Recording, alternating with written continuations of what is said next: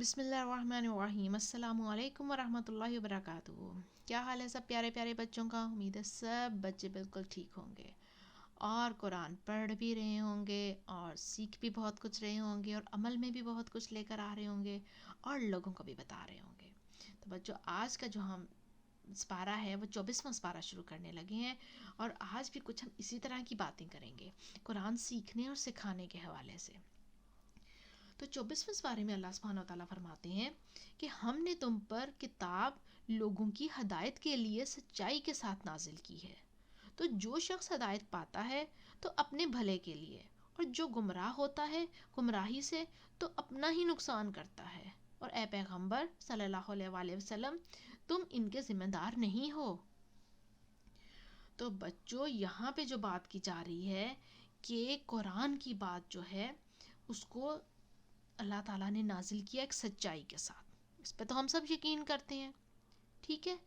اور پیغمبر کو کہا جا رہا ہے کہ نبی پاک صلی اللہ علیہ وآلہ وسلم کو کہا جا رہا ہے کہ جب آپ کسی کو بات بتاتے ہیں اور کوئی اس پر عمل نہیں کرتا تو اس کے آپ ذمہ دار نہیں ہیں، اس کا نقصان آپ کو کوئی نہیں ہوگا۔ جو اس سے ہدایت پانا چاہتا ہے وہ ہدایت پا لیتا ہے اور جو نہیں چاہتا اس کو نہیں پاتا۔ تو ہم نے یہ دیکھنا ہے کہ ہم نے اس کتاب کو کیسے لوگوں تک پہنچانا ہے۔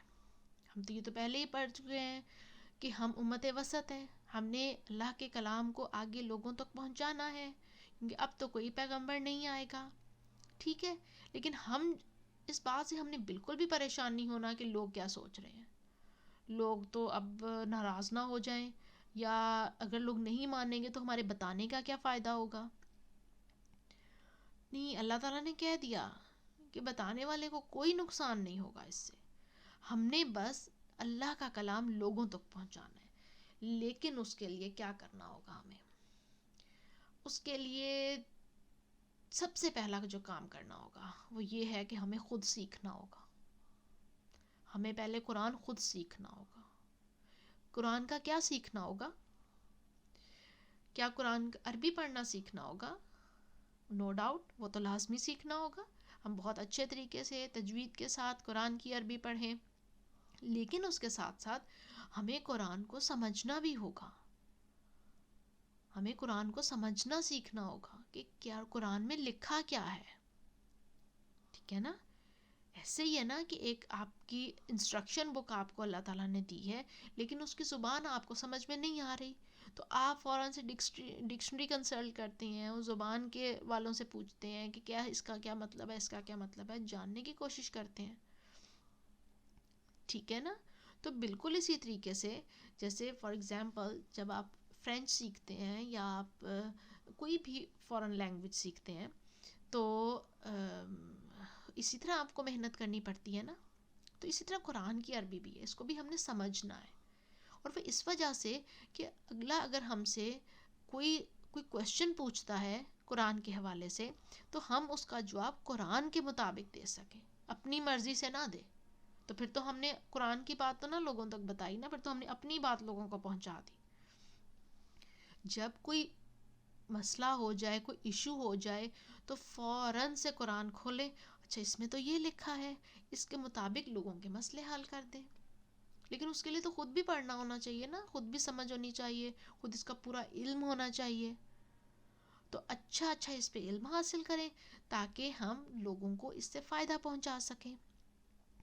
اور جو دوسری بات آ جاتی ہے وہ یہ کہ ہم اپنے ایکشن سے لوگوں کو بتائیں، ٹھیک ہے، کہ ہمارا جب ہم سیکھ لیں گے اور ہمارے عمل میں آ جائیں گی سب باتیں تو پھر لوگ دیکھ کے خود ہی اچھا لگے گا، لوگوں کو، لوگ خود ہی اس طرف آئیں گے، ہمارے بیہیویئر چینج ہو جائے، ہماری عادات چینج ہو جائیں۔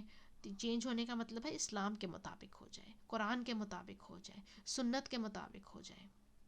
تو پھر ہم کہہ سکتے ہیں نا کہ یہ تو نبی پاک صلی اللہ علیہ وآلہ وسلم کا طریقہ ہے، ہاں یہ تو میں نے قرآن سے سیکھا ہے، اچھا قرآن کی فلاں صورت میں فلاں آیت میں یہ طریقہ لکھا ہوا ہے، آؤ پڑھتے ہیں، آؤ سیکھتے ہیں، ٹھیک ہے نا۔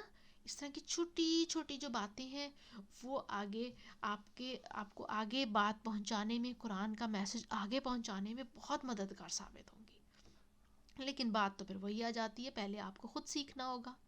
ٹھیک ہے، یہ اسی طرح سے ہے نا کہ جیسے آپ فار ایگزامپل اسکول جانا، جب کبھی ہوتا ہے نا کہ بچے کہتے ہیں نہیں آج اسکول جانے کو دل نہیں کر رہا، یا بڑے ہو کے بھی آج یونیورسٹی جانے کو دل نہیں کر رہا، یا ہائی اسکول میں آج نہیں، کالج جانے کو دل نہیں کر رہا، تو پیرنٹس کا کیا جواب ہوتا ہے کہ نہیں آپ کے پاس کوئی چوائس نہیں ہے، یو ہیو ٹو گو، آپ کو جانا ہے.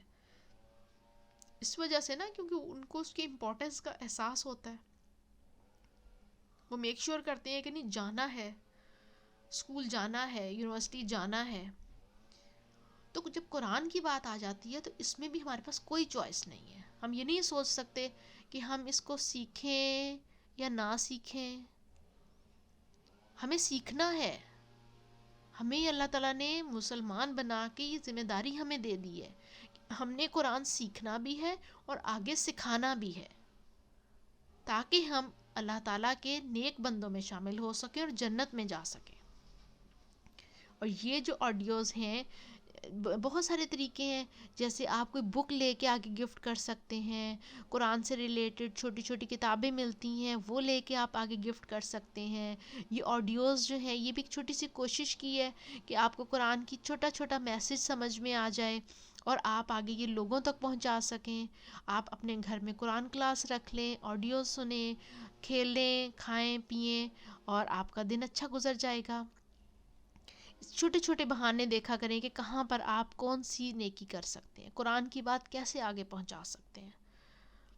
اور پھر آگے ہدایت تو اللہ تعالیٰ کے ہاتھ میں ہے، جو عمل کرنا چاہے گا وہ نیک بات پہ عمل کر لے گا، اور جس کو اللہ تعالیٰ توفیق نہیں دیں گے وہ نہیں کرے گا. تو اللہ تعالیٰ ہم سب کو اپنی ایمان میں رکھے، قرآن صحیح طرح سے پڑھنا سکھا دے، قرآن کو سمجھنا سکھا دے، اور قرآن کا میسج اللہ تعالیٰ ہمیں لوگوں تک پہنچانا سکھا دے. آمین یا رب العالمین. سبحانک اللہم و بحمدک، اشہد ان لا الہ الا انت، استغفرک و اتوب الیک. السلام علیکم ورحمۃ اللہ وبرکاتہ.